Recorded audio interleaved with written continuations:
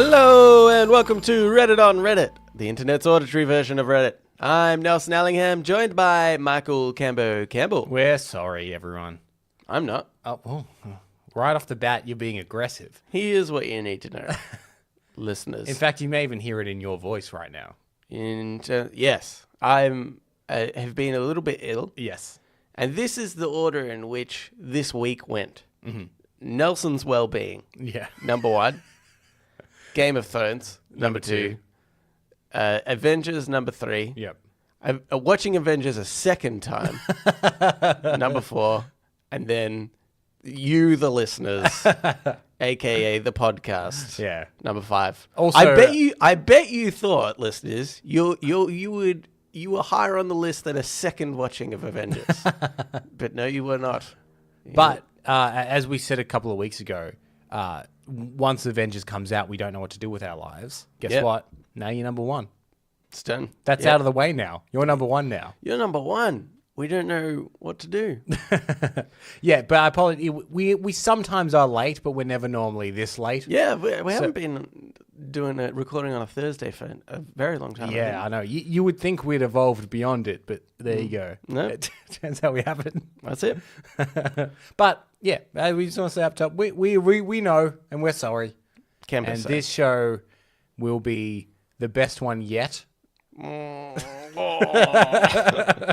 Just before the show started, I said, really struggled with Reddit this week.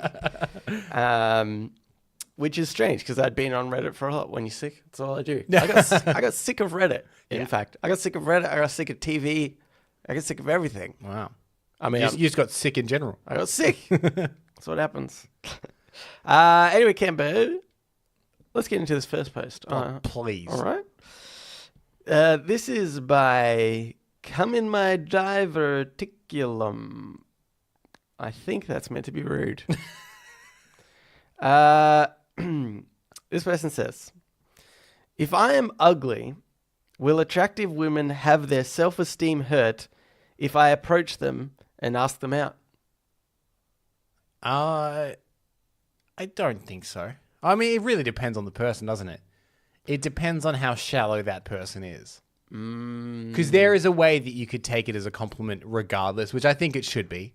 Mm-hmm. If someone is attracted to you, I think that is complimentary. But there definitely is the kind... there isn't... I don't think there's a ground rule that could cover all people. Because there's definitely the kind of person that would be like, how dare they think they can hit on me? Yeah. I'm far too above their station. I'm way too pretty. Yeah. Okay, but this is what I think. So I agree with that, right? There'll just be some people that are outright like, oh, how dare you? Yeah. But I think this is more true than you might think. Because... Is it true that people will be offended? Yeah. Okay. Not necessarily just women, Uh-huh. right? I think we know it's too shallow as people to say, I can't believe this person hit on me. They're so ugly, right? I don't think most people are going to say that. Yeah. And that's why you get those some few that will say it because they know everybody else is thinking it. Okay, maybe not all the time, maybe not every person, but I reckon it's a little bit more common. My reasoning partly is because I've never had a girl hit on me and be like, she's far too ugly for me. I've never experienced that in my life. So I just want to put that out there first. But I've never had a girl hit on me. So yeah. I go back even further. I wish one day. Yeah. That's right. But I thought about it in the reverse circumstance in which an attractive person hits on you and you feel better than if somebody of what you would imagine your caliber, everybody's got like a range. Yeah. We all understand this, okay? It's, fives marry fives, fours marry fours, tens marry tens. Do you think I would think if we're going by this like arbitrary rating of people's looks. It's not on a scale out arbitrary. of 10. Everybody knows. Okay, there is a rating system. But do you It think? just seems shallow to bring it up. Do you think that? I think there's a buffer of like 2. Like you yeah, can get a yeah, 5 that's dating a 7. Yeah. And you're like, it's not unbelievable. Very, very good. Yeah, yeah. You, sir, Yeah. have done fantastic. Yeah, yeah. You've either got a lot of money or you're very funny. I think that there's a buffer zone of 2. Yeah. In relationships. Yeah. That's true. Yeah. I There is the odd anomaly. Yeah. It's rare. One way Like in science, sometimes there's an inexplicable anomaly. Yeah. And it does require some extensive research. Yeah. You do occasionally get that. I would say, this is such a shallow conversation. Recently, Ariana Grande, the famous pop star, was engaged to a guy called Pete Davidson from Saturday Night Live. Right, yeah. And I would say that classifies as an anomaly. Right, yeah. Because she is a very beautiful, famous pop star, and he is a guy that writes for Saturday Night Live, and he looks like a guy that writes for Saturday Night Live. Yeah.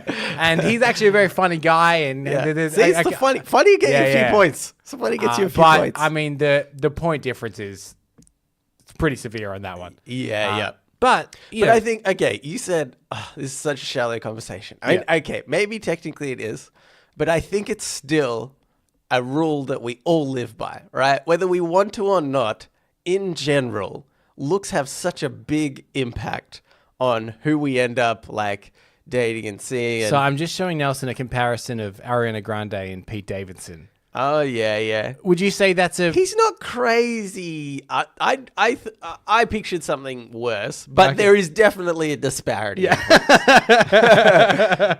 He's he's not hideous. He's or anything. thinking he's like, but he just looks like an average guy. Yeah, she doesn't.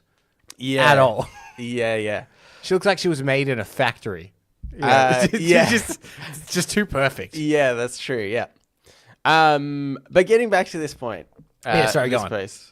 So I thought maybe in the reverse sense, right? If I was approached by a very attractive, if Ariana Grande came up to me, she was like, Nelson, I love you. I would say, whoa, I wrote the song. Pump on the brakes. I wrote the song "Thank You Next," and you were the next. Oh. That song was about you. That's what she says to you. I'd be like, well, I'm flattered. Yeah. Didn't listen to it, but thanks. Yeah. I'm not really a big music guy. If she and then somebody else of average appearance asked me out, I would feel a little bit more validated by Ariana Grande, right? Even though that's shallow to say, I think just inherently I'd be like, a really super attractive person finds me desirable, and that's just made me feel a little bit, hey, if anybody asks me out, I'm feeling pretty bloody good about myself. All right, but just a little bit, if I was marketed on a scale, Ariana Grande just a little bit higher. So I thought maybe it's the same if somebody really ugly asks you out. You might feel a little bit less about it, like a little bit more like, doesn't feel as good than if somebody of average attractiveness. But that's a glass half empty way of looking at it. And then the glass half full way would be like, someone is interested in dating me, or they think I'm attractive. No, but that's not it. It's about comparing the two. Yeah, but I'm That's saying why for that to work, you'd need to be asked out by both in a very short window of time.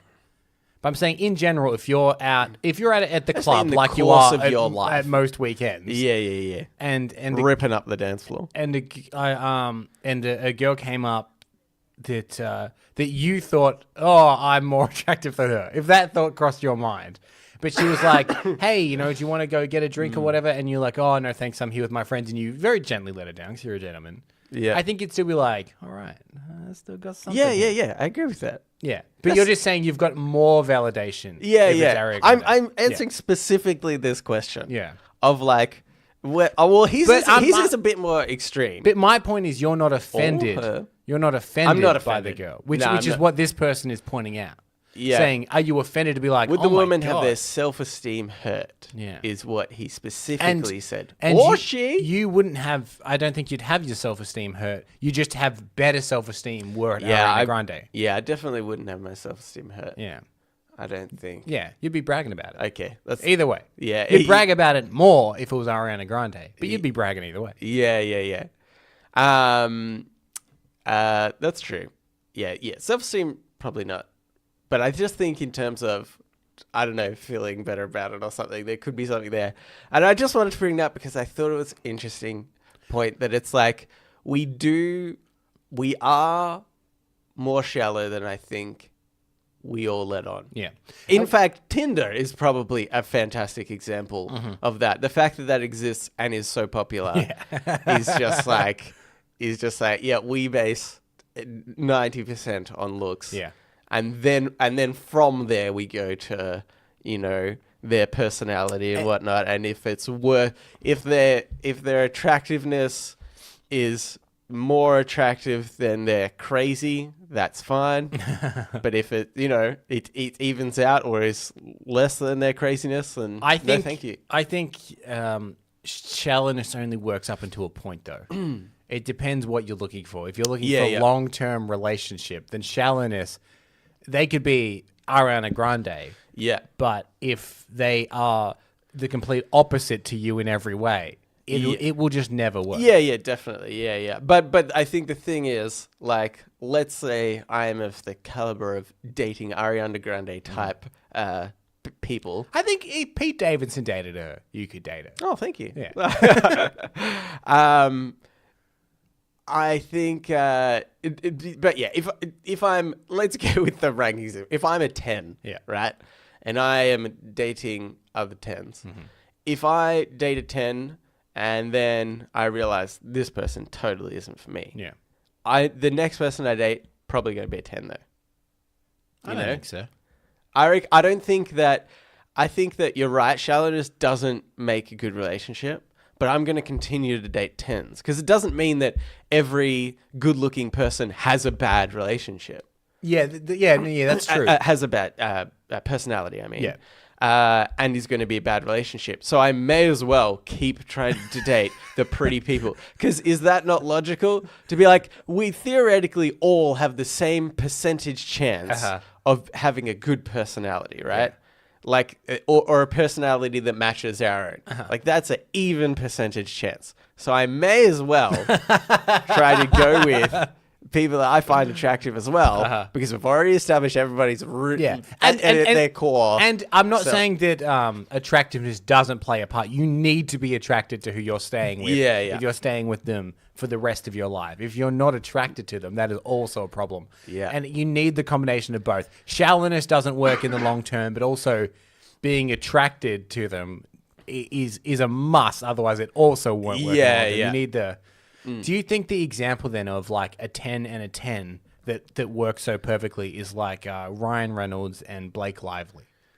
They're both just kind of like the most beautiful people in the world. Yeah. But also they seem to genuinely really love each other. Yeah. And like, that's tough, that one. Yeah. How'd they do that? That's right. Well, everyone else just gave up on relationships after that. Well, that's the peak. I guess we can all stop trying. Yeah.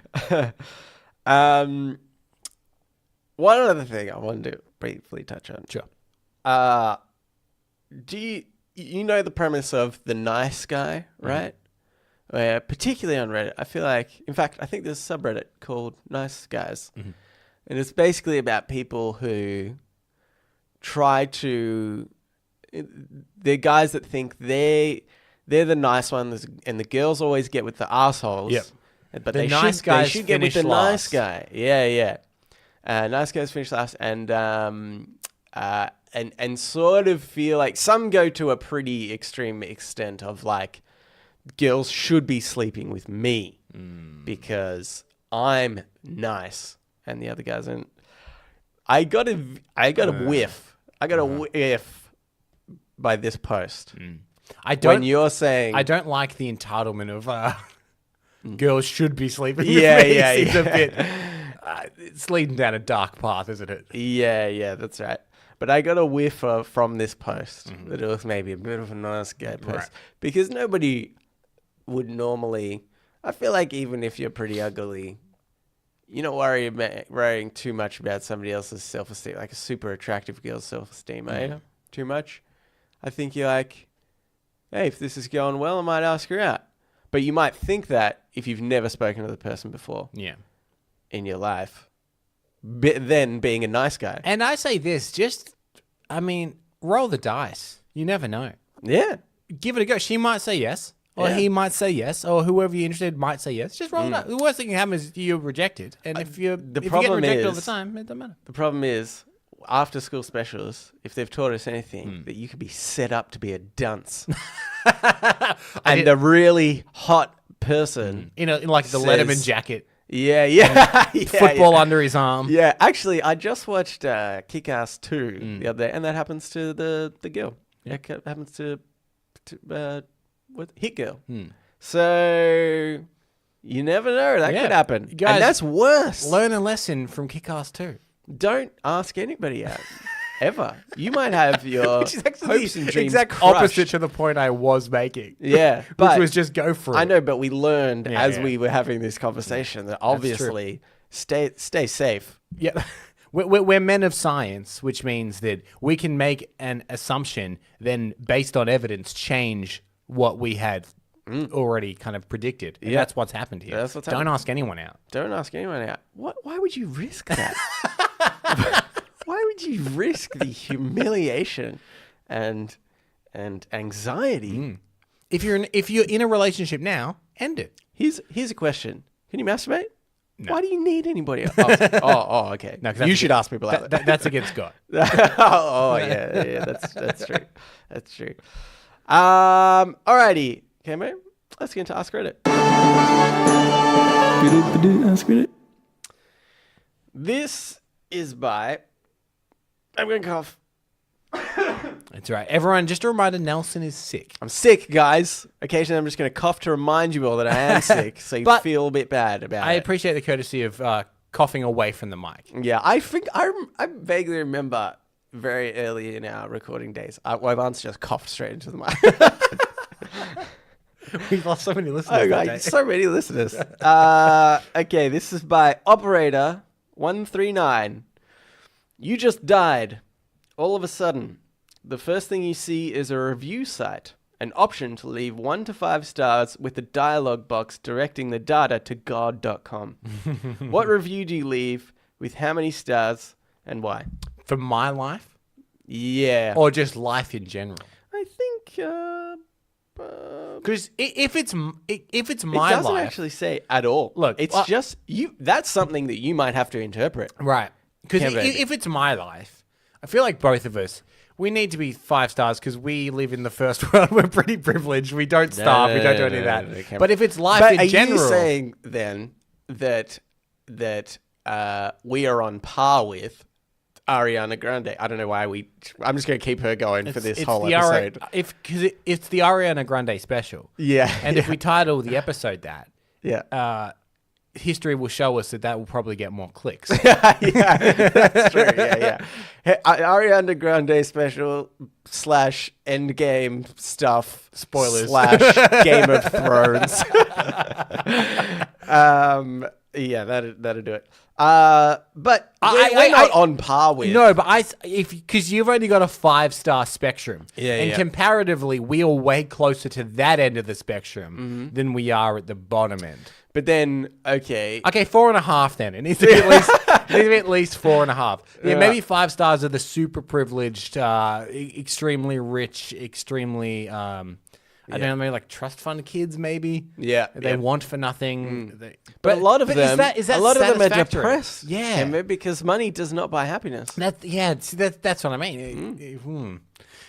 If I died now, I would take off half a star because I didn't get to complete, I feel like I got a bit of a bum shtick, not even living halfway through the average life expectancy. Yeah. So, yeah. That's like if you play a video game and it's only an hour and a half long, you'd be like, that was a good game, but it's too short. Yeah. So I got to take off a star or two for that. Yeah. So okay. So it's losing half a point. star maybe for that if I were to die at 28. And what if we were, because we're at the moment sort of considering that this star rating system is just for humans. What if it's for all living life? You know? Yeah, that's knocking it down considerably because of humans. Yeah, because humans are the worst. Yeah. Oh, yeah. By far.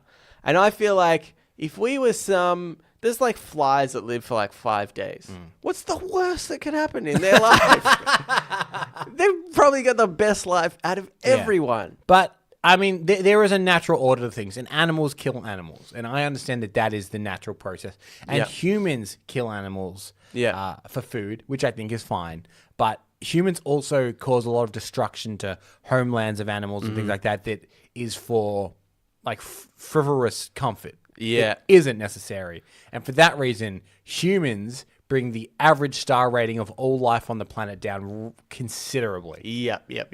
In like some kind of Garden of Eden situation where everyone is living off the land and all is equal, 5 stars all around. Yeah. In the Industrial Revolution kind of age that we live in, it's like 2 stars. Yeah, that's right. It's not unlivable and it's fine, but it's not great. Yeah. I mean, the planet's almost dead. Yeah, that's right. In fact, maybe this is a test by God to see how well, like if you rate yourself 5 stars, he's like, selfish. You're going to hell. Yeah.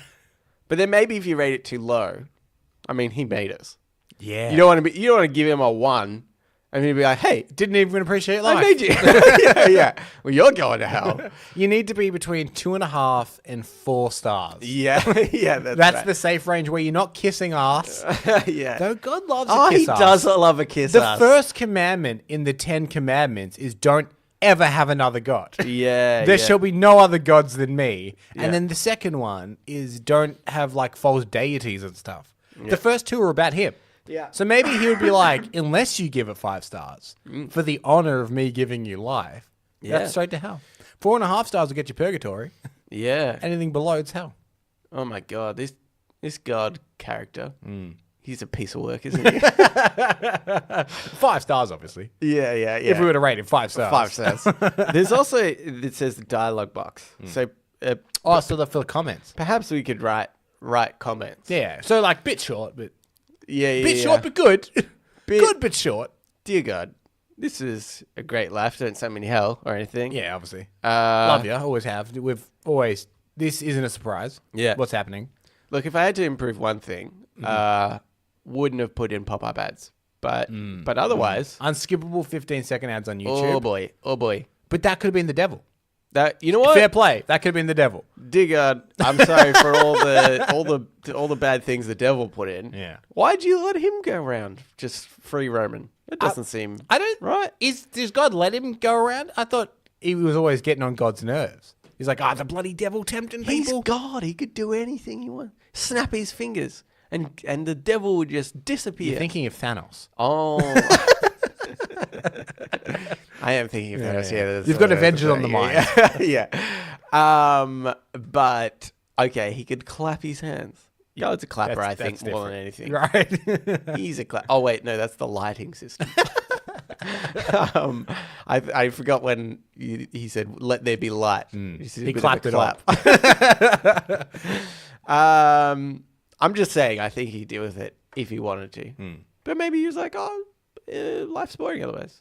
Add a bit of chaos. Yeah, think of the Joker. Oh, now I'm thinking of the Joker. Yeah. He does love a bit of chaos. Yeah, you are thinking of different comic book villains and not God. It's weird that you're thinking of them in the same light. What? Because one's definitely real. And the other one has been made up by people's imagination. So maybe you to decide which is which. Yeah. Okay. So we're giving it 3 stars, roughly around 2.5 to 4 stars. My life, specifically, I'll give 4.5. Okay. A little bit short, not super rich, but that's fine. Yeah. Life in general, all life on Earth, I'm giving 2. Yeah. Human life, I'm giving 3.5. 3.5. Yeah. Okay. Yeah. I'll agree with that. Yeah. Cool. Okay. Here's another one. Okay. For you. This is by 22. I have a feeling we've done this one before, which I feel bad about, but whatevs. If you had $600 to your name and were about to be homeless, how would you spend this money to guarantee the ability to live? Actually, maybe we've had something slightly different. I think we've had something slightly different before. It's not unlike my current situation. Don't have a heap of money. Well, are you about to be homeless though? Yeah, that's true. At least, yeah, I've got a home at least. About to be homeless. I suppose you never know. Yeah, that's true. Yeah. You could. It would be hard to become homeless, right? Just to show how fucking privileged we are. In our specific situation, yeah. I mean, us specifically. Yeah. It would be very hard for us to be homeless.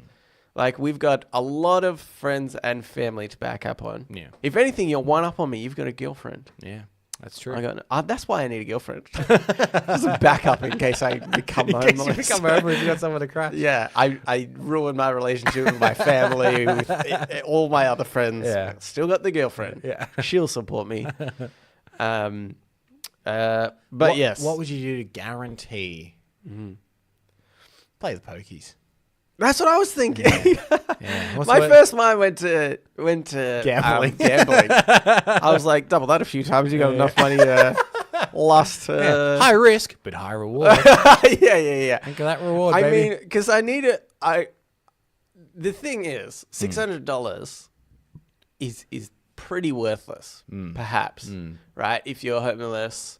I mean, it's obviously not worthless, but it's comparable to maybe having only a few bucks. Yeah. Like sitting on the streets and begging for money. Yeah. Is the $600 is going to give you the equivalent amount of like shelter or whatever. Yeah.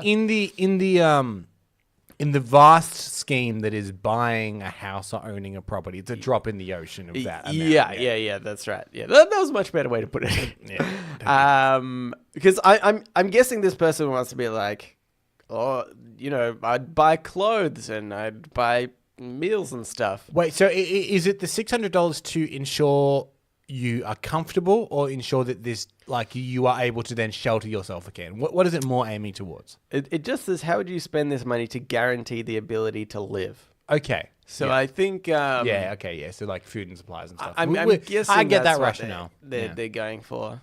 Although, like, food in itself... I mean, yeah, you would obviously need that.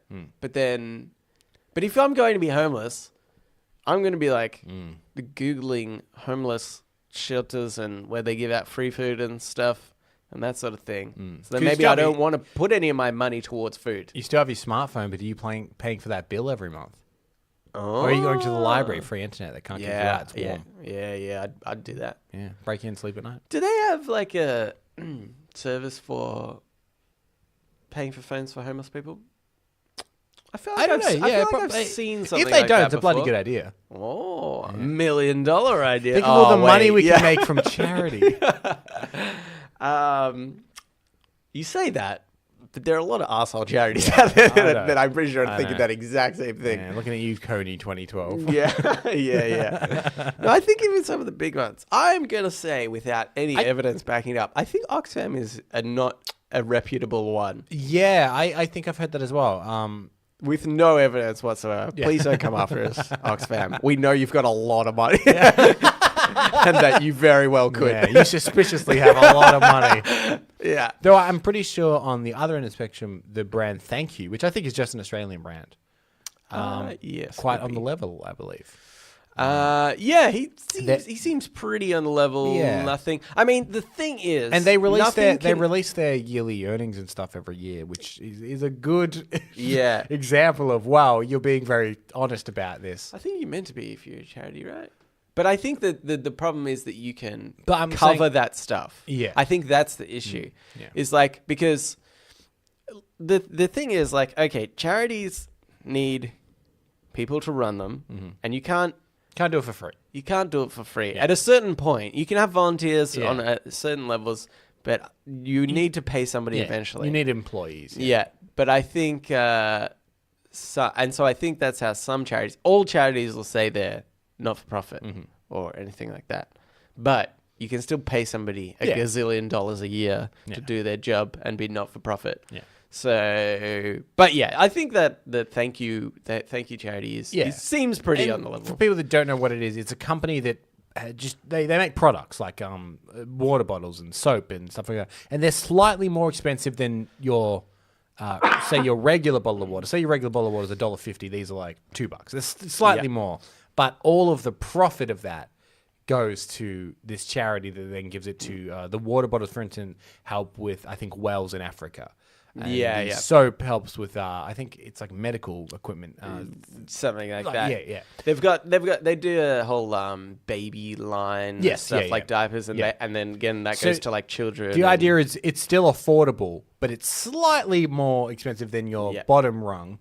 But all the profit will go somewhere else. Yeah, and then I think his idea as well is to make it like a zero cost, sort of thing. Yeah. So as much money as possible can go to the Anyway, so spend our $600 on thank you water.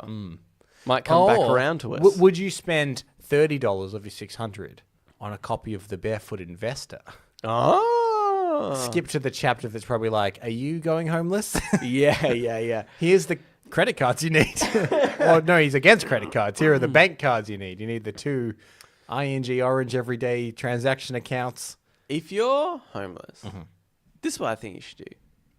Sorry, the Barefoot Investor is a financial guy here in Australia as well. Yeah. I think you... Okay. All you need is credit cards, really. You said don't get credit cards, but really that's all you need. And you're talking about running away from the debt. Yeah. Like just in forever. So you need to go to a bank, because I think if you look the part, if you wearing a suit, so spend $600. Spend $600 on a suit. No, spend $500 because you might need to buy cologne occasionally. Yep, yeah, okay. And like a razor to shave. And you just go from bank to bank, and you you obviously have to set it up under a false name. But I think if you look reputable enough, you might be able to get away with less stringent checks than others. You know, you're in a $500 like, suit. I forgot my ID. Trust me, my name is Bill Bilson. Or identity theft. You know, Identity theft's a great one. that is a good Online one. fraud, give that a go. Give that a go. Yeah. But then you need a computer all the time. Yeah, and you it's have true. to It's hard to do it from the library. Yeah. But identity theft, all you really need is to steal people's mail. That's true. You might get lucky. You might get lucky, steal their credit card that's been mailed to you. Sign up for a credit card in their name. When it gets mailed to them, steal it from the letterbox. Oh my God, this is bloody just But what you do, so you spend your $500 on a suit, $100 on a razor and cologne. Yeah. Get a bunch of credit cards, take them to the casino, double your money. Oh, you got so much We've money. done it. You've got a house in 6 months. And then you can, if you're being a nice person, you can pay off those people's credit cards. You know, if you win. If you win. Yeah, if you win. If you win enough. I mean, this is all about if you win, though, isn't it? Yeah. But in a way, isn't that life? Yeah, that's right. But yeah, definitely. I think I would put the $600 on just a number in roulette. That's like 35 to 1 or something like that. It's pretty good odds. And Nelson, you tell me you've got a system. Yeah, I've got a system. Did I ever tell you that I had a friend who thought there was a system to roulette? Really? And even it was a computer roulette machine. It wasn't even real roulette. Yeah. Maybe that's why he thought there was a system, because it was a computer game essentially. But I remember one time we were sitting, there was 2 machines next to each other, and he's looking at the numbers. And this was bad. This guy probably was close to being homeless at the time. Probably because he was gambling all his friggin' money. Is he homeless now? Was he Could close be. I then haven't and has spoken gone to to him homeless now? for a very long time. No, I think he has a job. But he was like a compulsive liar and stuff. And anyway, and so we went to the like TAB just across from where he worked. Yeah. because he wanted to earn more money. No. And he would sit there for like a few minutes looking at the previous numbers. Yeah. And just being like, oh, okay, it's going red, black, black, black, black, black, red, red, black, black. Oh, red's due. And That's not a system. and it's not a system. It's not a system at all. It doesn't make sense. And Guys, so I've got then a you put it system. on- If it's been red heaps, probably black soon. yeah. Good system. Yeah.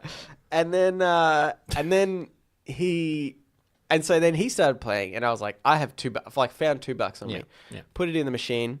I put it on number 13 because that's my number, and it came up. I wasn't even looking at the screen. I was looking at his screen, and then mine went doodle doodle doodle doodle. You've won, and I was like, oh sweet, turn $2 into $75. I didn't mind that. And he turns to me, he goes, "How'd you do that?" I've got a system. What I do is I win. Yeah. It's like, oh, I can't tell you the secret, obviously. I mean, otherwise they would take these machines away. So, but yeah, he was just a freaking moron. But if I was risking my homelessness on it, definitely I'd gamble that. All right, Cambo, let's get into Today I Learned. So now it's time for Today I Learned. What's the intro to that? Today I Learned. This Today I Learned is by Monkey64285. Today I learned that Victor Hugo wrote The Hunchback of Notre-Dame to inform people of the value of Gothic architecture, which was being neglected and destroyed at the time. I mean, they haven't learned their lesson, have they? Yes. They bloody burnt it down. Why did they burn it down? Out of spite to Victor. Yeah. They're like, we hate Gothic architecture. And burn this one down. He wrote that story to bring awareness to Gothic architecture. Yeah. Because it wasn't being appreciated. Yeah. Maybe they burned it down for the same reason. Because, like, after a certain period of time, like, I wasn't really interested in Notre Dame or Gothic architecture. Like, I've seen it. I'm like, oh, yeah, whatever. Somebody was like, we burned this down.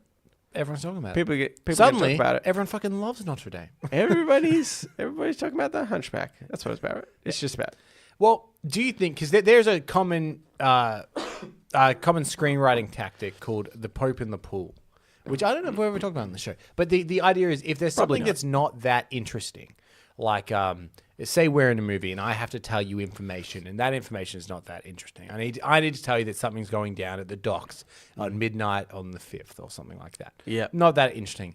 But if that were to happen in a scene and you're swimming in a pool and I'm telling you by and the there's pool. a Pope in there. And there's a Pope in And the there. Pope's touching me inappropriately. People are kind of going, That's a different story. That's interesting. Why is he in the why is the Pope in the pool? What's going on here? But you're still taking in that information. Yeah. So it makes it more palatable. Yeah. Do you think that originally he's like got a story? The guy of Notre Dame. It's like that's not very interesting. Oh, he's Hunchback. Ooh, go on. And now the Hunchback has stolen all the limelight, and everyone thinks of the Hunchback and not the Yes. cathedral for which he was trying to bring attention to. And now he's like that fucking Hunchback. Yeah. Okay. I see. I just thought about something. If the Hunchback asked out the attractive lass, she was freaked out, right?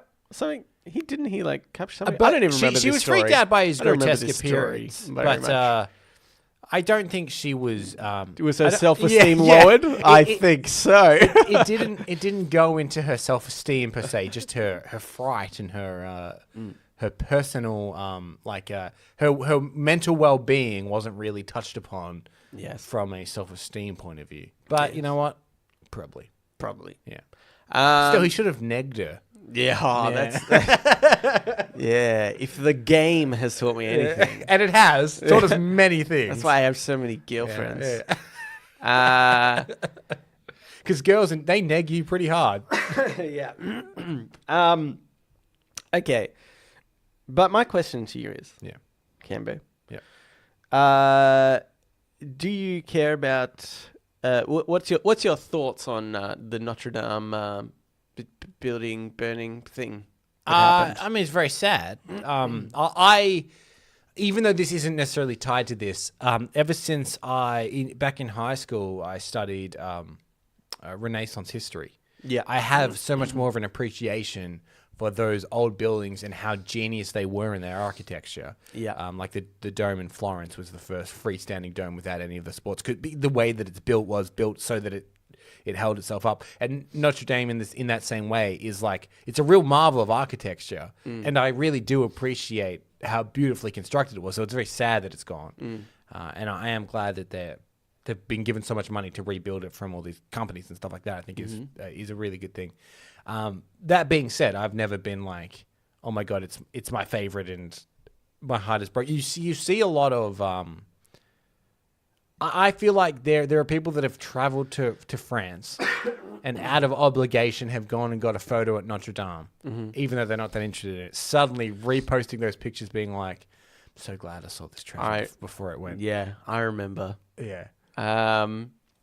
Yeah, that's true. There's a lot of that. So going on. I don't also like glorify it beyond what I always thought it's a beautiful looking building. I appreciate the architectural design of it. I think it's quite striking, but I never held like I said with the dome in Florence. I actually think that's a real marvel, and I would be way sadder if that were to go, but it's still sad either way.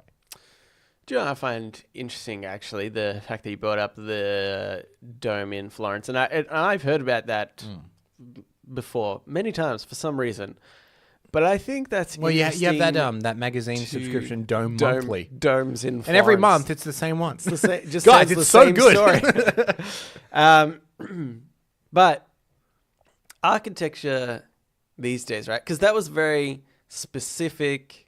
That was like a specific time when somebody did something amazing, and I feel like it was just everybody knew about it. But now when there's like architectural advancements, people might be like, oh, that's amazing, but it's not held to the same esteem as these like older buildings and things. I think that's like just sort of interesting how it's really about the period of time more than almost the construction itself. And the construction of the dome itself took so many years, years and years and we years. We could do that in a flash now. Trial and error. I think that's the thing. You can probably, I mean, I am just speculating here. Yeah. You can probably put your design into a computer and it would tell you how stable that would be and if the maths really works before you even put, chisel to old nail that they would have used back then, so to speak. But, chisel to nail, well, those like big hammer to nail. Oh, but on the other side is a chisel. So he said, Sure. I know specifically of the tool you're talking about. Look, hammer to nail. All right. If you want to use that better example, sure. Let's go hammer to nail. Sometimes you'd hammer in a nail, just it would bend. You have to put chisel to that nail. I'm talking the back end of a chisel. You're using it very wrong. So I imagine that, for instance, there's a desk I saw not too long ago, which is like this weird kind of architectural marvel because it's this huge, heavy desk, but it stands on just one leg on the left side of the desk, but the left leg supports all of the weight of the entire desk, which is amazing. It looks like it shouldn't work. But I guarantee you, before that was probably 3D printed for all I know, there were tests run in a simulation to be like, that is structurally sound. Yeah, that's in theory. We can print it. Okay, that works. Yeah. Rather than chisel to nail up on the dome in Florence, being like they just need to work this out using pure old-fashioned mathematics. I mean, they do models though. Yes. I think like even today, I think they still do models, even though there's probably software that could allow for a lot of the physics of construction. But I think there is a part of it. Like there's still a lot of heavy mathematics and stuff in architecture today. For sure.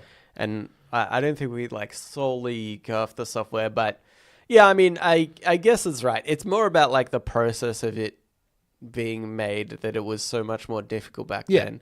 But I just think that I'm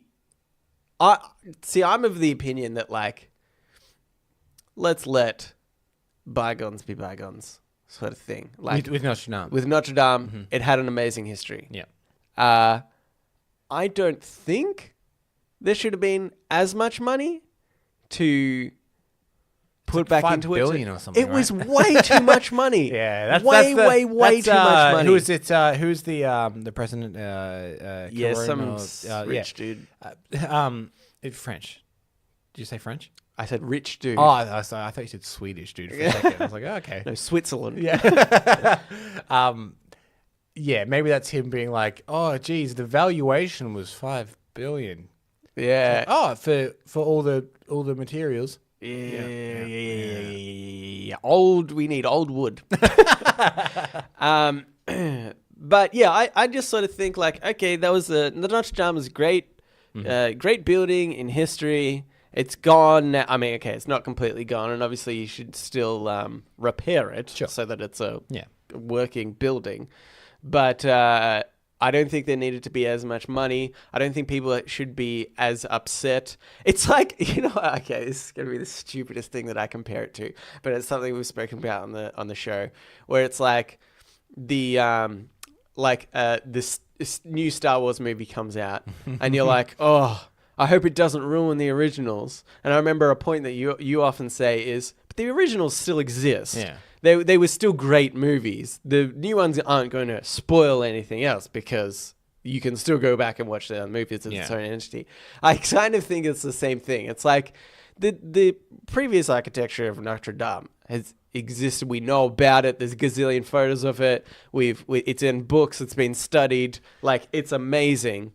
The new one, isn't going to ruin the old one. We don't need to repair this to its former self because we just understand that it exists. And there is other architecture in the world which is brilliant and fascinating and is happening today. So let's just appreciate that everything that's going on. We don't need to spend so much money and time and effort and sadness on rebuilding something that existed. I understand what you're saying, but I think your analogy does fall down or burns down.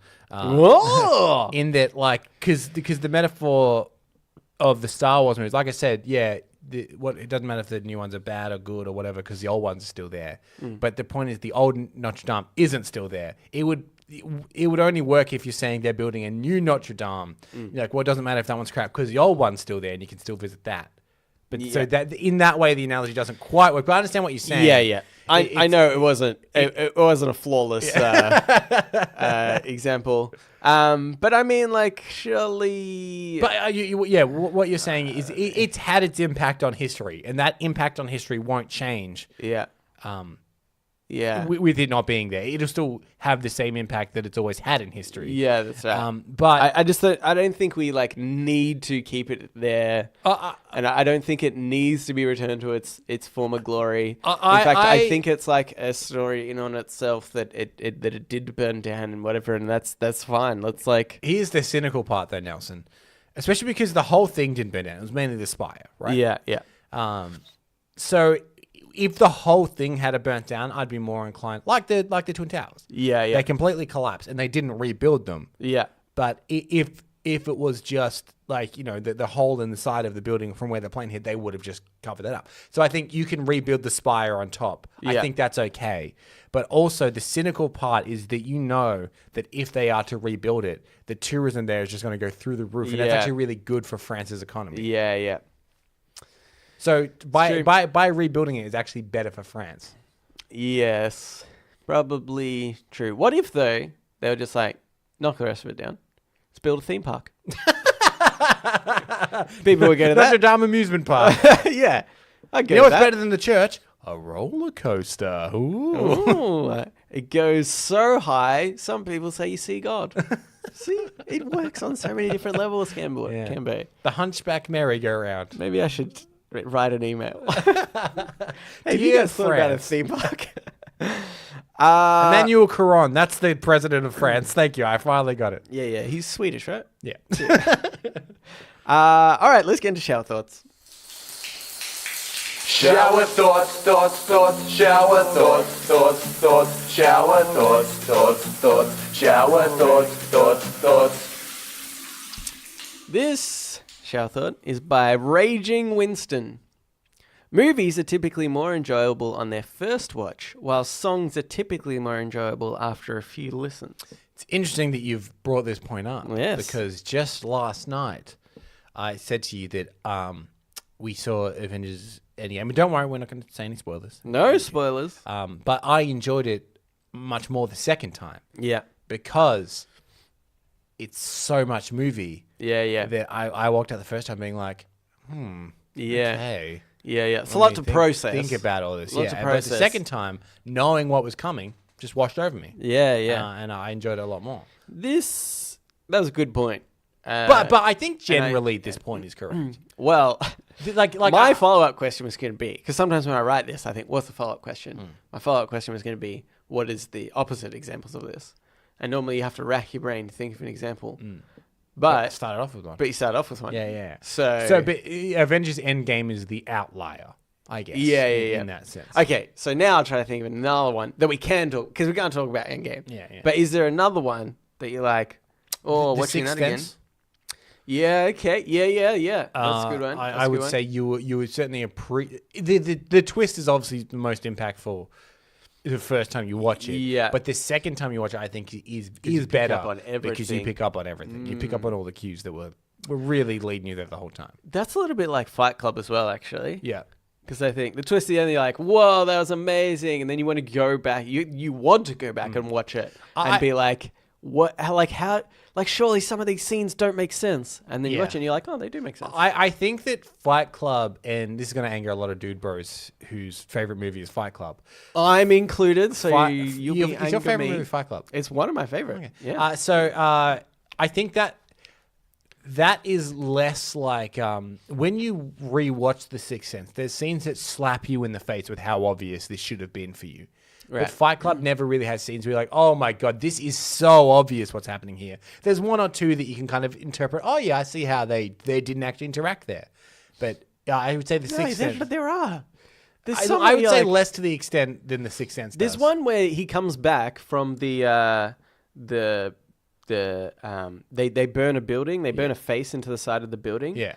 And he comes back with some beers into the room, and he cracks at everybody. He goes, "What the F did you guys do?" And he goes nuts. Yeah. And you're like, and everybody's looking at him weird, kind of smiling and laughing. That is like such a brilliant scene watching it back, because you're like, he was there, he was with them that whole time, and now he's going off with them crazy. I reckon that's like a really... I'm not saying there isn't examples, but I'm saying The Sixth Sense, I would say, makes you feel dumber when you're watching it, because there are points where you're like, how did I not ever pick up that his wife does not speak to him through this entire movie? Yeah. She barely looks at him, and it's masked in a way that it makes sense the first time you watch it, but the second time you watch it, you're like, oh my God, Yeah. of course. But Fight Admittedly, Club, a little less so than that, I would say. Admittedly, I watched Sixth Sense probably about 2 months ago for the first time, and I obviously already knew the twist. So the whole time I'm thinking about Everyone was it. an idiot. Yeah. Everybody knew. I think I spoke to you about it after I watched it, because I was like, I don't know what I was meant to be thinking and feeling at the time of watching this, and I had to like clarify with you of like, is it meant to be this obvious that he doesn't? Because even there's times where he's like talking to the kid, he's just in the lounge room one time, and the kid walks in, and it's very strange. Anyway, but yeah, you're right. How about songs that are enjoyable the first time? This is harder, I think.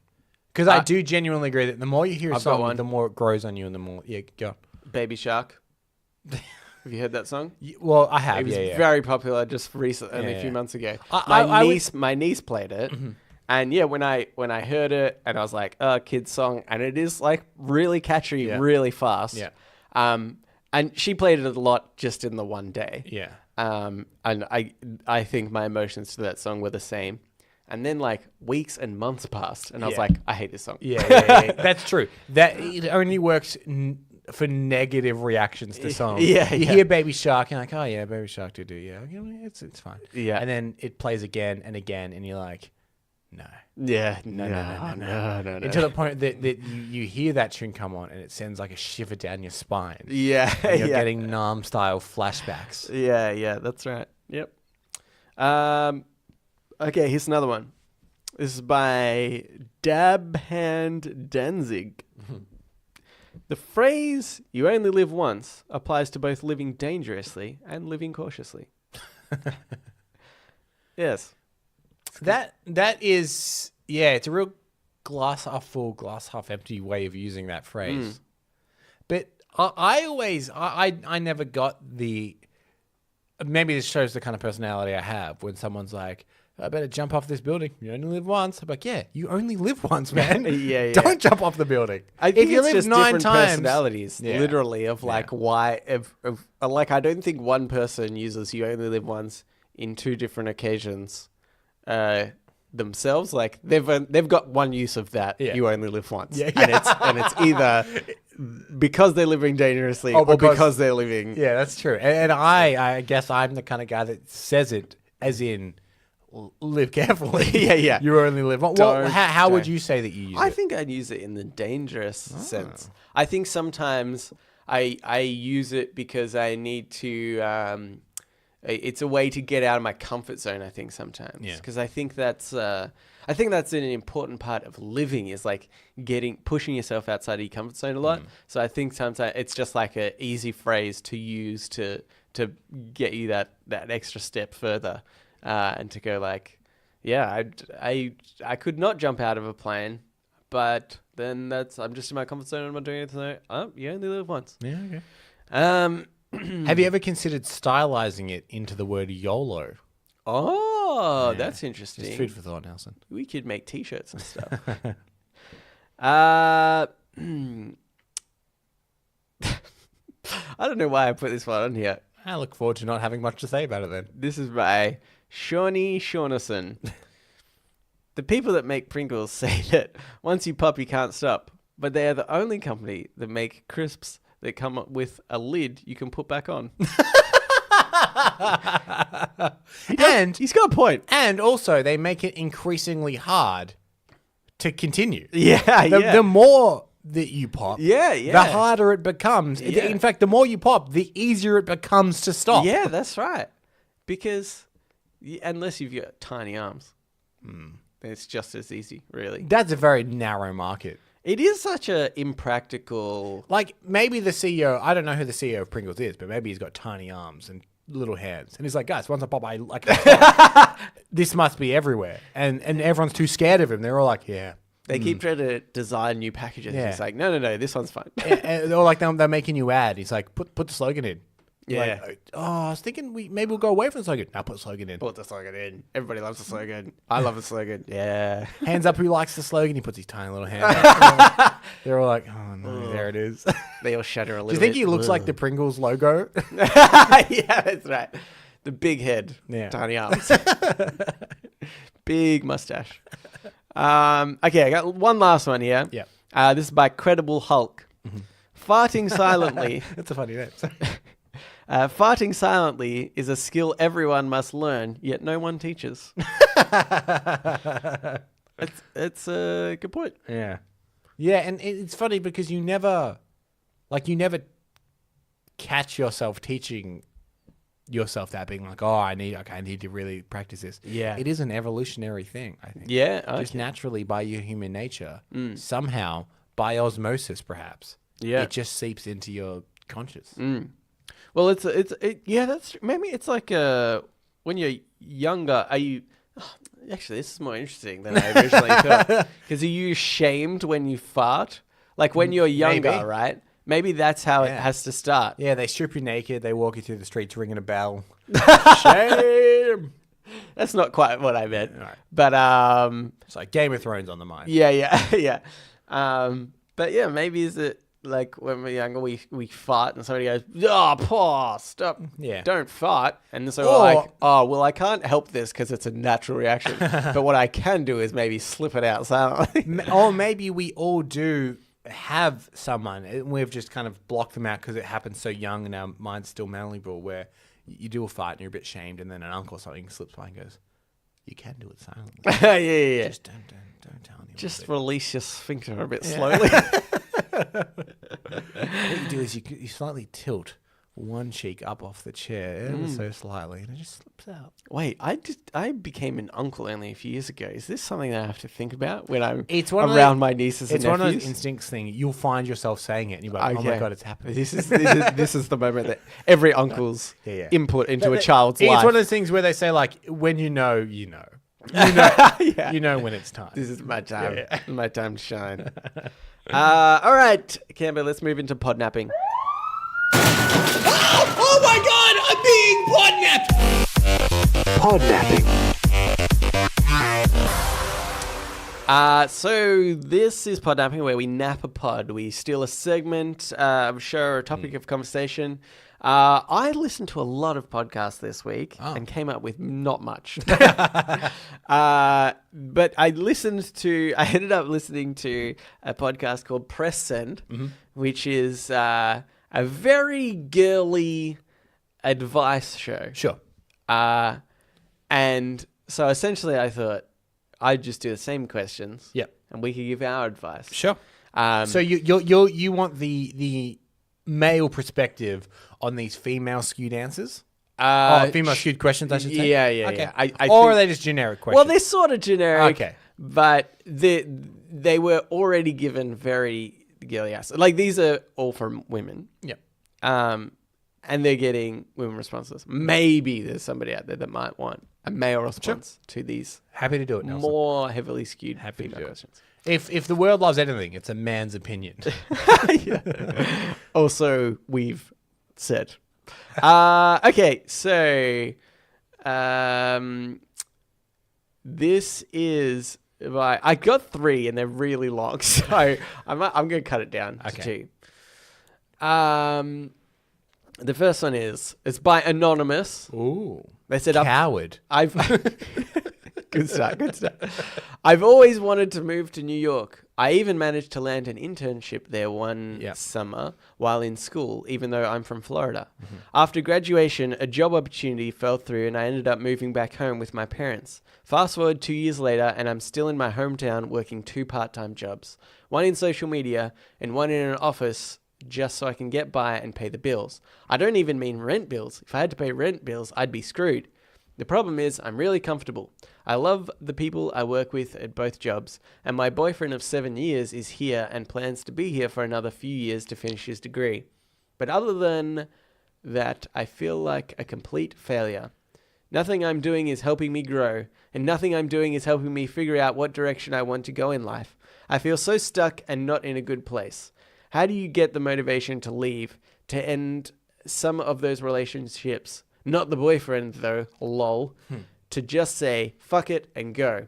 To figure out what you want. Bottom line, I'm in a rut, and I'm too comfortable in my hometown with relationships that I know aren't getting me anywhere. How do I get the courage to leave, and how do I figure out where I want to go and what I actually want to do? It's a big topic. It's a big one. First step. What was her name? Get rid of the 0. Yeah. Get with a hero. That's what I'm thinking. What was her name? Anonymous. Anonymous. Let's call her Lisa. Okay. Lisa, first of all, we'll do you a favor. If you want to move to New York. Yeah. Hey, Hazim. Hazim. Can Lisa stay with you until she gets on her feet? Yeah. She's not very good at paying rent. Yeah. And she has a boyfriend, all right? And she's got a boyfriend. Hands off, Hazim. All right? You bloody creepo. I mean, this is hard for us because we both still live in the city that we were born in. But I think I didn't even think about that when... I think we both happen to really like our city. I think we've got a kind of a cool, unique city. Yeah, that's and true. I know there are people, I know people that have moved here from other cities in Australia that have been like, the city's a bit small, it's a bit boring, but there's more going on here. So I think we're just lucky in that sense. It's true. That being said, yeah, I mean, it's not like we're New York either. New York is like levels and levels and levels above. Yeah. That's right. It is, although, is it to some degrees? I don't know. It is. Like a few episodes ago, or maybe even last episode, you said that Melburnians are very smug. Yeah. Because of our city, we think we're very proud of it. Yeah. And which I think is true. Yeah, but mainly it comes from we had a streak of 8 or 9 years that it was voted the most livable city in the world. Yeah, that was going to be my point. Right. I wanted to preface it with the smug thing, but then back it up with, but actually from outside of our control, out of just people voting. Yeah. Because of certain specific reasons, like they have criteria on like, it's like healthcare. It's Yep. about like crime rates and things like that. Like we were the most livable. And so I think there is a part of me that's like, I don't know another city that I would necessarily want to go to, because I think we do have a lot. Well, Vienna, There's a lot to often. Yeah, Vienna. which I think is the one that overtook us eventually. Are you sure? I think it was Vienna. I don't know, Nelson. I know. I don't bother looking at other cities No, it was. Yeah, because the coffee there is no good. No, it was the place in Canada. That was definitely up there. Oh, Vienna. Yeah, Vienna. Vienna. Vienna, Canada. Yeah. Toronto? What's the... No. The other... Is it important? Very... Yeah, it's super important. It's so important to the story. Anyway, no, that's not the point. But, I guess, to continue on this point, it is hard for us to sort of say... Yeah, come here. Like Don't go to New York. Come here. We're the second most livable city. Yeah, but I don't understand the concept of needing and wanting to go to another city to like change my life. But okay, let's change it into a smaller microcosm to help you get this example. Though is like suburb. You lived in a suburb, but then you moved closer into the city, into a suburb that is more kind of, I guess, there's more kind of going on, and it's less suburban, and it's more. I mean, it's still suburban, but Yeah. It would be like moving from a small suburb closer into the city, say. And I get why people do it. Like I understand that, like there's a need to be more. There are people I think that need to be kind of like plugged in. And if you're in America, I get the sense that if you want to be on your finger on the pulse, you're in the zeitgeist, you feel like New York is where that is all happening, and you want to be there. Otherwise, you feel like you're on the slow on the uptake. Yeah. Okay, yeah. But I mean, that's not her question. Her question is, how do you build up the courage to actually get out of your comfort zone and do it? That's right. Yeah. Do you know what I found was interesting? What's that? So I made a joke at the start about, she says, because it's also about like, how do you break off those kind of relationships, but not the boyfriend. And I thought, that's funny. Made a joke about, ditch the boyfriend. These women on this show actually went into, maybe you do need to ditch the boyfriend. Really? Which I thought was every guy's worst nightmare. That some girl writes into a podcast or radio show, and the women on their advice is to get rid of the guy. Yeah. They didn't say it so blatantly, but they were like, but maybe his goals aren't aligned with yours, and you need to do what's important for you. Like, God damn, if I was like really in love with a person, and then they were like, I mean, I suppose I would have that conversation. They're like, hey, I want to go to New York. And I'd be like, okay, I'd, consider that possibility. Yeah. But then if in the end, for logical reasons, you were like, well, it makes more sense for us to stay in our hometown because of XYZ reasons, then should that person still leave? But this person, didn't they say that they did go and then had to come back? Briefly, yeah. Yeah. So in a sense, they have already had the courage to try. Right. So it is within them to do it. Yeah. And there are factors that are keeping them at home, and there will always be factors that are keeping them at home. Yeah. But what was it that drove you the first time?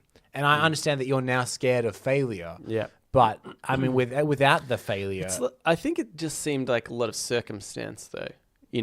Which is difficult. Like, she's younger and in college, and she's not anymore because it was an internship that she got. So it's like, so I think there's like less theoretically weigh you down, and then you never know whether the same problems. Like maybe she missed her boyfriend a lot, that's and true. then went back to hometown, and so she wasn't actually able to get through that barrier of sort of not necessarily breaking off a relationship. We can have a long distance relationship or whatever, but maybe that's made it worse for her. Like she has less courage now because she went there and was like, I failed for the reasons that I think I'm going to fail if I try again. I would say, nothing has to be permanent. you can go again. And if it does turn out that you miss your boyfriend too much, or if everything is too expensive there, or if it's not all that it cracked up to be, that is fine as well. Yeah. But it won't ruin your life trying again. Yeah. And there's so much to gain and little to lose by trying again, because it doesn't have to be forever. If you move there, you don't have to sign a contract that says, I will be here forever and I'll never come home out of shame. Yeah. It doesn't really matter. Yeah. That's true. And you know what? You only live once. And you know what? We are just carbon in a godless universe floating around a sun. Yeah. None of it's important. No, your life is just not important. It's so insignificant. It's nothing. Give it a go. Give it a go. Don't ask anyone out. We've established that. Don't do that. Don't ever ask anyone out. Drop 0, obviously, we mentioned. Yeah. Don't ask anyone out. Your life's insignificant. Give it a go. Give it a go. You Yeah. only live once. Yeah. That's... But also, you only live once, so be careful. Yeah, but you only live once. All right. Solid advice. Yeah. From us. I do have another question, or do you want to get into AMA? Let's get into AMA. Yeah. They're pretty lame. Anyway. And also, now that I've discovered that loophole, the answers are always going to be, your life's insignificant. Give it a go. It's nothing. Okay. The AMA. Yes. Ask us anything or ask me anything. Ask me anything. Yeah. Just me. Yeah, okay. And we've got a couple here. Yeah, so I've got one here from Cousin Rowan. It says, gentlemen, wow, those impressions. Proving once and for all this is not a comedy podcast. Well, I think technically, Rowan, you'll stand corrected as we are listed, self-listed, in comedy. In comedy. So, checkmate. Technically speaking, Yeah. this is a comedy podcast. Do you know what's funny? I was listening back to that. I was like, man, these are so... Look, yours are actually pretty good. But I was like, mine, very bad. I'm very bad at impressions. If you think mine came off any better, it's because mine were all very short, you'll notice. Yeah. And They're all yours, single words. And yours were next to mine. Yeah. It's often good. Again. Like in that scale of attractiveness, if Yeah. you're standing next to somebody that's far uglier than you, your number goes up. Yeah. you say Again, we need to stipulate, in case people haven't listened to that episode, this isn't a claim we've made. Like if Rowan's like, sing a song. We've never claimed to be good singers. So you can't, if we're not good at singing, you can't then be like, oh, you're bad at singing. Anyway. That's pretty funny. Anyway, Again. I asked my wife Kate for an AMA as I was coming up short. She ignored my request and told me that she burnt herself on the oven. Karma. That's what that is. Is this podcast slowly ripping Rowan's family apart? I think so. His AMA son, his wife. Oh, God. AMA 80.0. What is the worst injury you've ever sustained? Cheers, Cousin Rowan. I must say, like I'm pretty lucky in that I've never broken a bone, because you only live once. Be careful. I have weird injuries that aesthetically kind of suck. Like I have uneven front teeth. Like I have a chipped front tooth. Yeah. Which it didn't really hurt or anything like that, but it is a constant like annoying injury. Not because it laid me out or anything like that. But every photo, I need to smile in a very specific way as to not have my uneven teeth shown. Oh. So for longevity's sake, I would say that is actually probably the worst thing. Okay. Because it's with me literally every day. I mean, I could get a cat. That's really interesting. Okay. Yeah. I mean, I've never noticed that. If you smiled, I'd just be like, just can't be smiling. Yeah. I mean, it's not super like, I'm not the hunchback of Notre-Dame. Yeah. But obviously, on the attractive scale, it did knock me down a whole point. I'm more drawn to your weird ass nose. Yeah. People that have never seen me, oh boy. Oh, it is weird. Imagine the weirdest nose you've seen. Times that by 2. Whoa. Yeah. You actually have a very normal nose now that I look at it. Thank you. It's very just generic. Yeah. Yeah. Such a generic nose. My girlfriend often tells me I'm very generic looking. How is that for your self-esteem? It's fine. Like I know. Like if I commit a crime, you're not gonna find me. Yeah. I look like every guy my age. Yeah. I've got brown hair. It's a little bit scruffy. I've got a little bit of a beard on. I'm an average height. Yeah. I've got a normal nose. Yeah. What is unique? No, you know what's going to get me in trouble? My tooth. Oh, like, he had weird teeth. They'd be like, his front teeth, one of them is slightly chipped. Yeah. That's what's going to get me in trouble, if Yeah, anything. that's Again, true. that's why it's my worst injury. But it's probably fine because you're white. And so they'll just start looking for a black guy with chipped tooth. So, well, even to the point where speaking of me being generic looking, which is not this question. Yeah. We were describing to someone, like a mutual friend, me and my girlfriend, someone else's boyfriend, and Stacey was like, "Oh no, he's just average looking." And I said, "He looks like me." Yeah. And she looks, she goes, "He does look like you." Actually, yeah, that's true. That's true. Yeah. That's pretty funny. Anyway, have you ever had a really bad injury? The worst one I've had is when I was younger, I went to a BMX track. Mm-hmm. And I'd never been on one before. I was young-ish, maybe 10. Yep.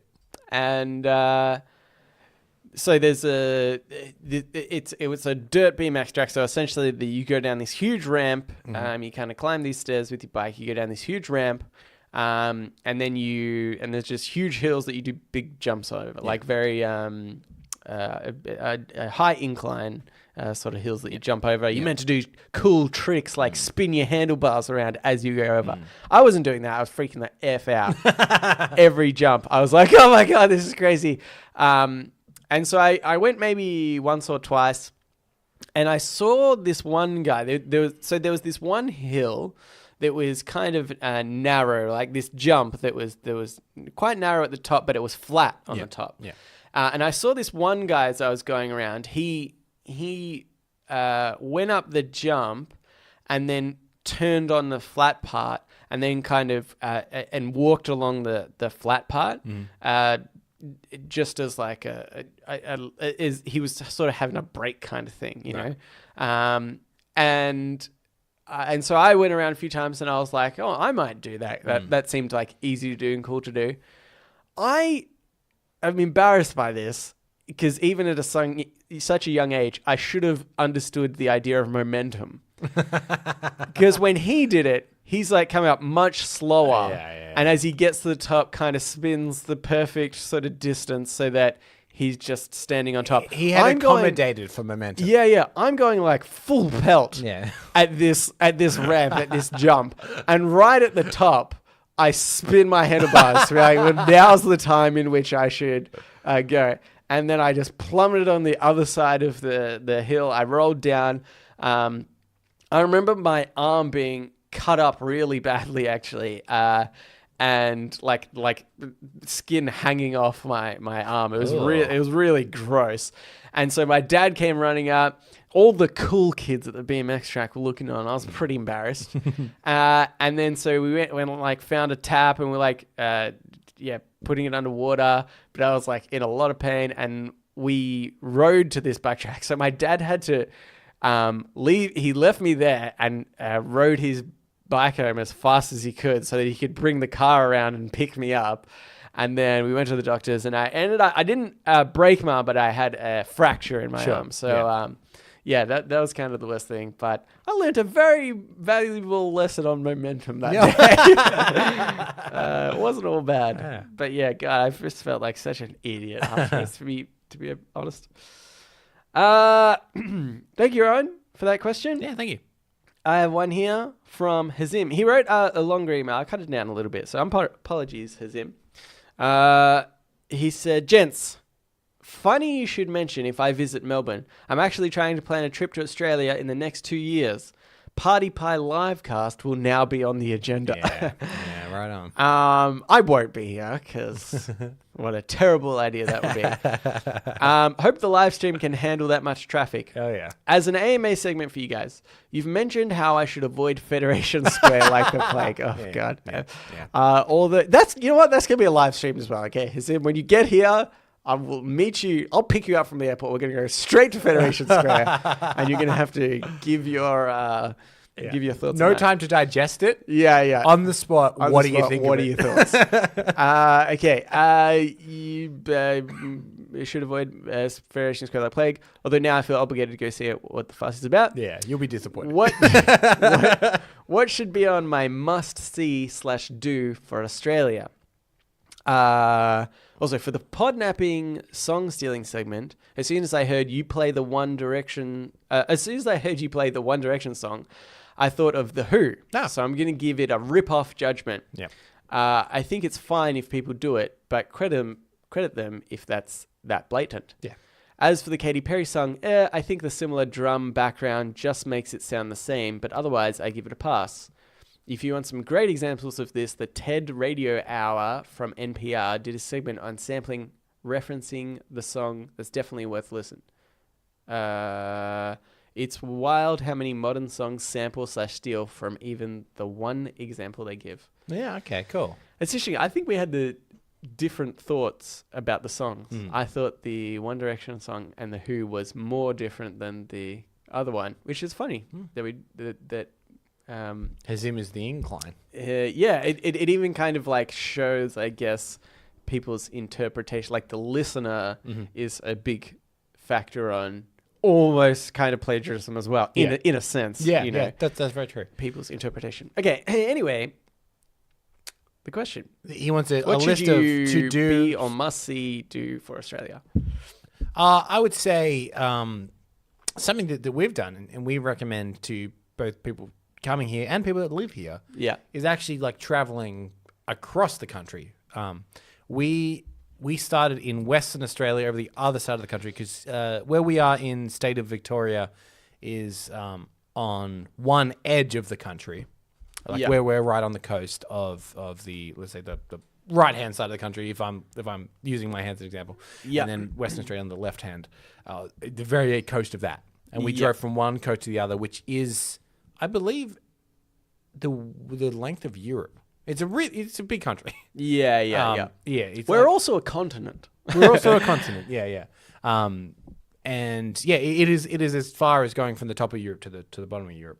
Right. Okay. I only know that because when we were renting our car, they had an overlay of Australia and to give you a Europe perspective inside of to be like, this is what you're about to do, you idiots.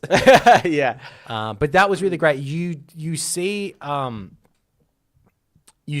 kind of there's two ideas that people have of Australia. There's the modern Australia that it actually is, which is just a kind of a modern city. Melbourne and Sydney are pretty into their culture wise, like galleries and stuff like that. Melbourne is. Okay. Sydney's like literally just a business district, Yeah. mainly. Like there's very little nightlife. I think they've been getting better over the years. Yeah, but it They was also like have a lockout, like a drinking lockout. that's yeah. It's still a pretty early one, like 1 a.m. I think. But some places just close at like 10 p.m. in the city, But which is I would crazy say for Melbourne. Sydney is better for like beaches and stuff like that. They have some really, really nice beaches in Sydney. Yeah, and more iconic. But there's that idea of Australia, which is like you know Chris Hemsworth, let's say, is an example of that. Yeah, okay, yeah. He goes for a surf.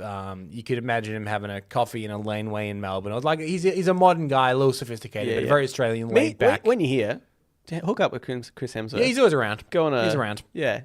Sometimes it's just Liam, and like it's fine. But Yeah. But when Chris is here, it's a we real normally just talk about how Chris is doing. Yeah. Liam.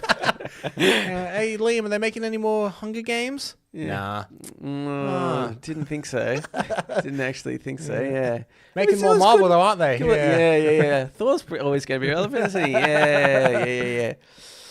So there's that idea of Australia, and there's also the idea of Australia, which is the outback and the dusty plains and the kangaroos hopping across this kind of stuff, and going from one side of the country through the.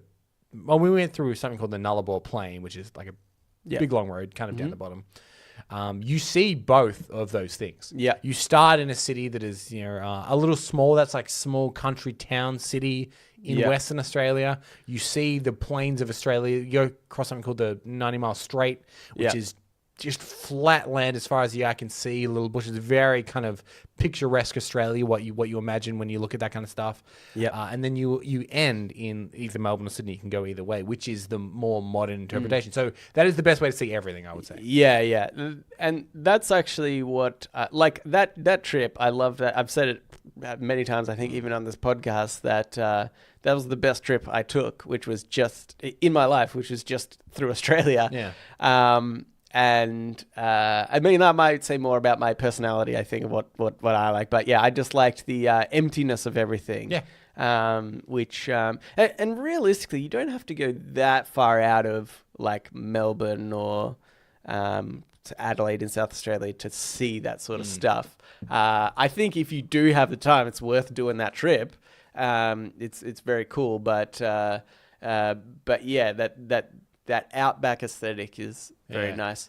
To put it also into perspective, again, I think something I've said on the podcast before, but there's a point in this trip that we were on where you're closer to outer space than you are the next town over. Yeah. That's how far the distance is.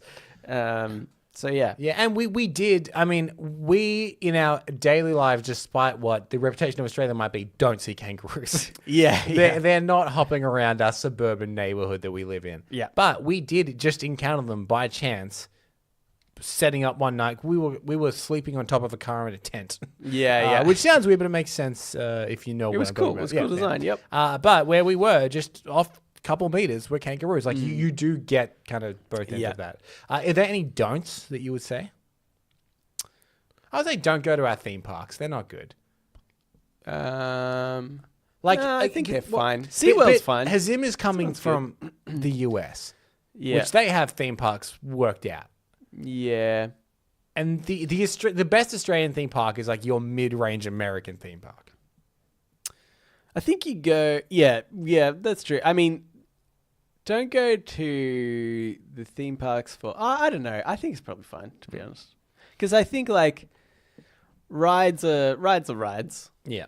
You get the exhilaration on all of them.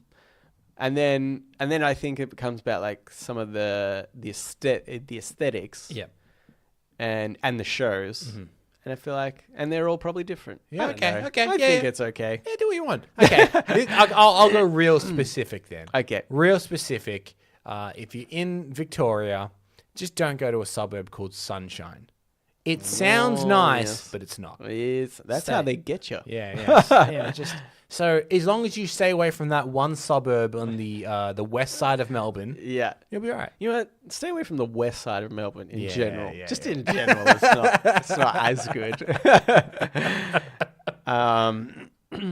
But yeah, I don't know. There's a lot of good places in the city. I think even it's very stereotypical, but go to Hosier Lane, which is a graffitied laid place, just because that kind of is a bit of the culture here. So you may as well go to the main place to... I would say, I mean, we can obviously speak more confidently on Melbourne than other cities, but I would say if you just went onto some TripAdvisor of like things to do in Melbourne, there doesn't appear to be that much. It'll be like, go to the MCG football field, go to the Acme, museum.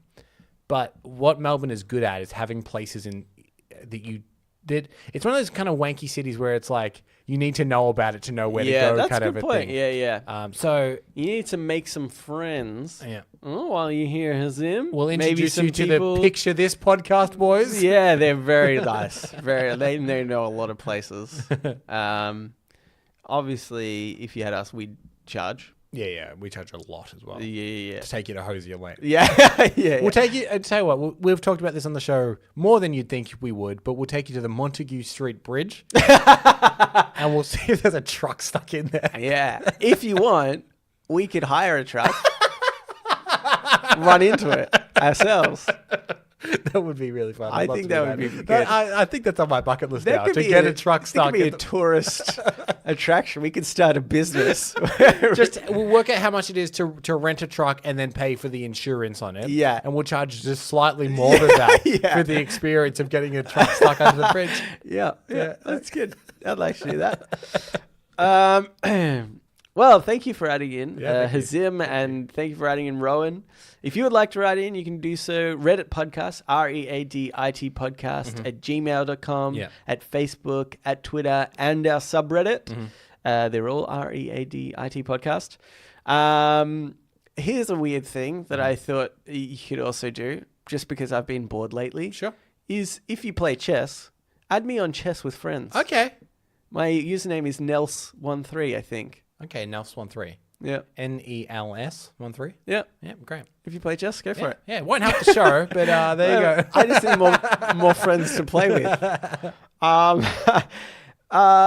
But also last week we said we appreciate it when you, the listener, recommend the show to a friend. Yeah. And we thought we should hold ourselves accountable for that as well. So we're going to try and recommend this show to somebody new every week. Yeah. Cambo, how did you go with this task? So I had an initial plan, which I'd even kind of told you about. Yeah. But that failed. Yeah. And I've put in a backup plan, which I actually sent out yesterday. I checked the inbox just this morning, and nothing has come through yet. But there is incoming Okay. the results of my plan. All So right. maybe next week, if they come through, Okay. I might send some reminders. Okay. If they come through, I'll be able to tell you what my plan was. Okay, good one. What I did was I decided to go to the Twitterverse. Sure. And just thought, Sorry, I'll throw us. understand. Oh, Google Home's been... Okay, just started talking then. That was a bit weird. So I thought there's people quite often looking for podcast recommendations. Yeah. This is easy, easy shot. Yeah, fish in a barrel. Yeah, fish in a barrel. But then I was like, but there's a lot of people recommending their podcasts to these people. Yeah. How do I convince people a little bit more, put the pressure on a little bit? Yeah. And I Okay. thought sort of a form of blackmail or perhaps to guilt them. Yeah. So this is what I've done. This is the first person. It was Christina. And she said, giving books a break and podcasts a try. Open to any recommendations. So I wrote, you're welcome to not listen to our podcast. I can't be held responsible if my co-host Cambo euthanizes a kitten as a result of your actions. Though. And then I put a GIF of a real cute kitten. Yeah, very good. Being pet. And didn't get a response from that one. That was a bit of a bug up. And the next one, just Pauline Ann said, any podcast recommendation, guys? I wrote, my co-host Cambo said if we didn't get more listeners this week, he was going to you-know-what to a kitten. I don't know what you-know-what means, but I don't think I want to find out. Do you? And then I put a GIF of Michael Scott from The Office saying, all I can do right now is put on a brave face. And then I did a final one, and this was just by B. And they said... part of me wants to do a podcast recommendation thread, but also I know that nobody cares about my opinion or podcasts. I wrote, hey, Beremus, that was actually the name. Hey, Beremus, don't be so down on yourself, buddy. If you recommended our podcast, we'd totally value your opinion. Also, my co-host Cambo does weird things to kittens. This isn't relevant. I just thought you should know. Yeah. And then I did a GIF of Arnold Schwarzenegger lifting cats. Somebody's replaced dumbbells with cats. Yeah, very good. Hilarious. That's good. That's guerrilla marketing. Yeah, and I did get a response from one person, and they've actually listened. They said they listened already. But I did just do one last one. I'm going to be honest with you. I kind of just got lost with what I was meant to be doing. Right. And so this Lacey May said, currently accepting podcast recommendations, and I just wrote Cambo kills kittens. So, and is this from the official Reddit on Reddit account? Yeah. Great. Yeah. So obviously, they'll click on like, what is this? And then they'll get to the episode. So, those were my tweets that's very good. That's very I like your hustle. Okay, thank you. So yes, but that's it for the show. Yeah, I've got kittens to get to, so we got to You wrap this up. got kittens to get to. But so thank you. Sorry, Kittens is the name of a strip club here in Melbourne. It really that is true. It really is. Yeah. Because as every drunk guy in Melbourne will tell you, at Kittens they let you touch. Yeah, that's true. Yeah. But yes, thank you for listening, and we will read you later.